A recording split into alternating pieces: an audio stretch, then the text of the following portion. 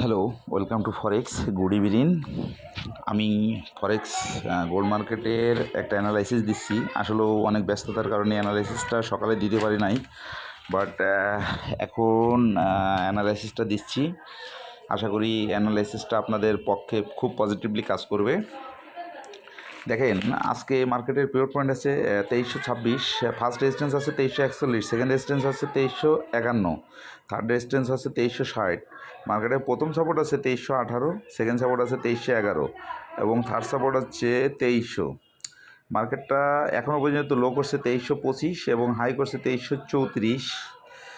তবে এখন যে অ্যানালাইসিসটা দিচ্ছি, এখন কিন্তু মার্কেটটা বাইতে যাওয়ার সম্ভাবনা আছে। সেক্ষেত্রে আপনারা বাই এন্ট্রি নিতে পারেন 2335। প্রথম টিভি দেবেন 2340, সেকেন্ড টিভি দেবেন 2346, থার্ড টিভি দেবেন 2350, ফোর্থ টিভি দিবেন 2358। এসএল ব্যবহার করবেন 2320।